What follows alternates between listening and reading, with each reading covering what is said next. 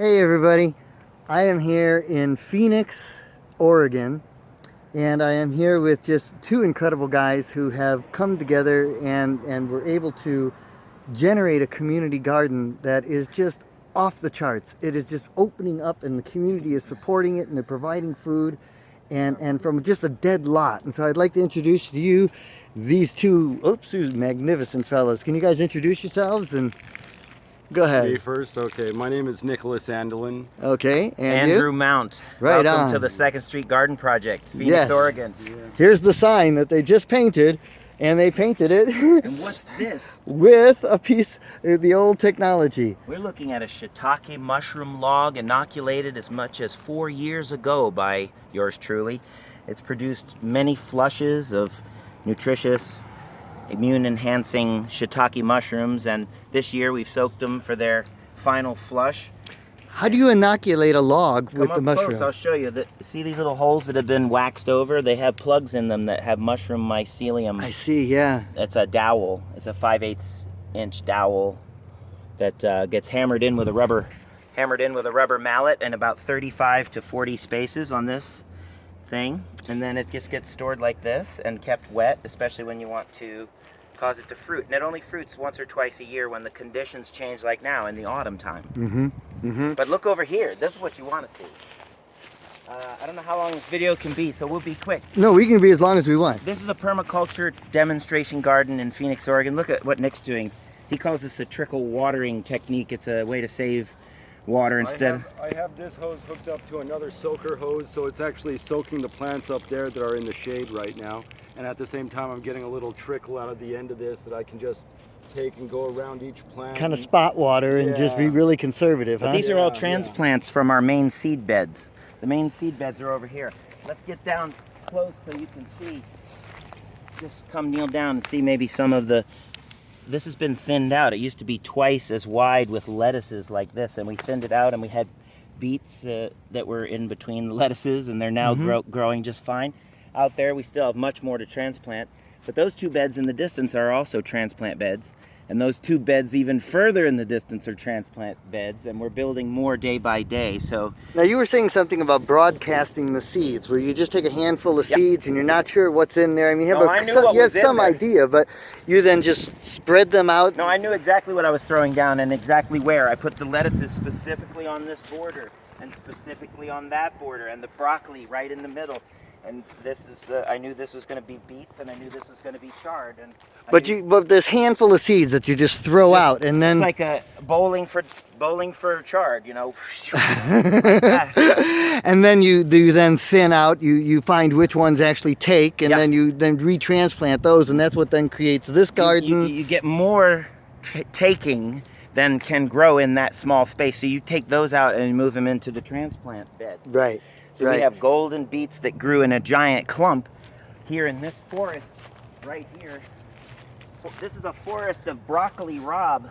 Look at it coming up here. Whoop. We're just going to harvest that for you to see because it'll produce more. Broccoli rabe has leaves, but it also has flowers.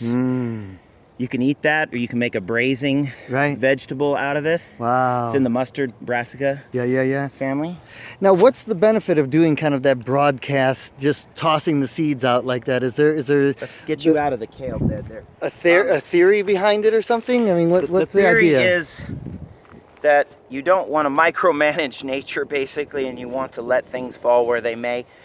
I think it's a lot more like the plants do it, you know? Well, that's what I heard. I'm reading a book called The One Straw Revolution. He was saying that that's how all gardens used to be, was that an animal would eat something and then that animal would defecate or drop it or something, and it would just grow wherever. And then we decided to put them all together. But Yeah, I think with the permaculture techniques, we're trying to mimic what the forest naturally does already, you know, which everything sort of happens in layers. Broccoli If rabe? I can put this down for a second. Yeah, oh, that's awesome. Thank you. You know, things happen in layers where there's layers of leaves that fall, and then there's a log that falls down, then there's a bunch of bark mulch in an area, you know. Right. It's the forest isn't going around stirring up things with a shovel, you know, and so that's actually not necessary to get things growing the way that they want to get the kind of environment that that plants like. Of course, to this grow only in. applies to the seed beds. We did all the transplanting by hand. I mean, the soil is layered, as he was saying, in permaculture layers. The bottom is mulch, and the top is topsoil finished, both of which we made. Right, and you're using vermiculture and worm castings, right? Absolutely, super rich worm castings, rich Yeah, soil. it's amazing. You can stick you can stick your finger in this soil, in your hand, and just go down. I mean, just go down. Here's an example. I mean, Just look go at this. in there. Look at this. It was just, Go down in there. it's just your hand just goes right in. Look at the soil. Hopefully you can get that. Yeah. And It's earthworm casting rich, maybe 50% earthworm castings, this soil. I'm amazed. I have no words. it took some time for this to 7 years. 7 years, okay. But then you transferred all that soil over here, and you just kept on working it, and now it has a home. It has a home. And I mean, So do these plants. So, I mean, someone would look at this garden and they would think, oh gosh, this is like all overgrown and it's not really weeded well and stuff like that. But what are the benefits of that? I mean, water retention and the plants supporting each other? This is a nursery. This is a nursery. Look how many plants I just pulled in just one little clump. That all I have to do to go transplant them now is like be sure that I know that each one is its own separate little plant. That's a weed, but there's two weeds. There's a broccoli and 2 beets. Right. And I'm gonna go take those right now and find a spot that's blank. Whoa!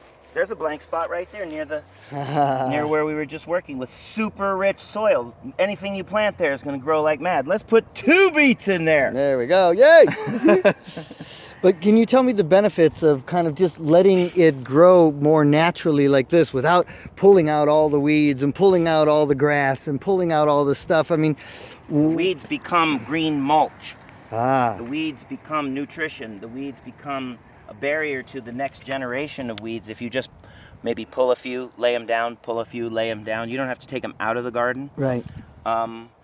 It's also adding biodiversity to the environment That is instead true. of taking biodiversity away, which Uh-huh. is what people are doing when they're trying to do monoculture, when they're trying to just, oh, let's burn all this out, let's eradicate all these weeds so that we can only grow what we want to grow here. Right. Then it's like, And well, each weed provides a different microbiology, I would imagine, as well, which then Yeah. adds to the soil and the richness and all right, of that. Yeah. So there's cabbages in here that are going to be so big if they really do form in the next 4 weeks that we have before the first threat of frost. Right on. Whether they do go to fruit or not, we're going to probably have them go to seed next year because we did get enough of a jump start on the season to overwinter our cabbages. In this region, unless we have a super hard frost, which almost never happens, we can overwinter a lot of the brassicas and That's things. magnificent. Yeah. So, okay, if you guys wanted to reach out to the community or the people here in Phoenix, can you come closer so I can get you both in the shot for a second? Can you share what message you would like to share with really what you're doing here, kind of the philosophy behind it, and how you'd love anyone to participate if they can? Yeah, well, we're just trying to do something to help change like the dominant paradigm around food and around people's like relationship to food, and also the relationships in the community. That there's like a different resource flow going on. We're actually living in a renaissance of modern technological and scientific and spiritual advancement in this world, and we want to be part of that spiritual advancement, and help other people to see that we're all part of it, and that we don't need permission from,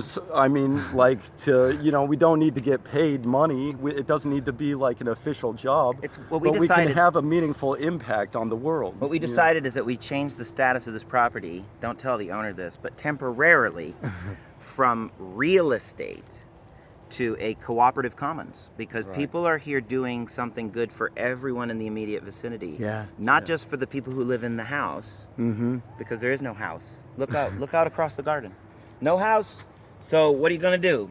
It's soil, man. Soil grows food. Let's grow some food. That's what we decided, and it's for everybody, not just for us. We say that our work-a-day jobs finance our hobby, Yeah. which is civic agriculture or community gardening or Regenerative economic systems. There it is. Yeah. So if people want to get a hold of you and contact you and participate, what are the various ways they can do that? Well, we have a Facebook page that's Second Street Garden Project in Phoenix, Oregon, And I'm Nic Andelin. I'm on there, and this is Andrew Mount. Second He's Street on- spelled 2ND, Garden Project, Phoenix, Oregon. Okay. And that's the Phoenix, best place. Now, Oregon, what if yeah, someone, not- is there an email or a phone number or anything like that right now, or no? Wisdom I mean, Culture yeah. Partners, wisdomculturepartners@gmail.com. All right. Great. Wisdom Culture Partners @gmail.com. Thank you. Got it. All right. Thank you guys. Love you, man. Beautiful project. Okay. Blessings. You're the best.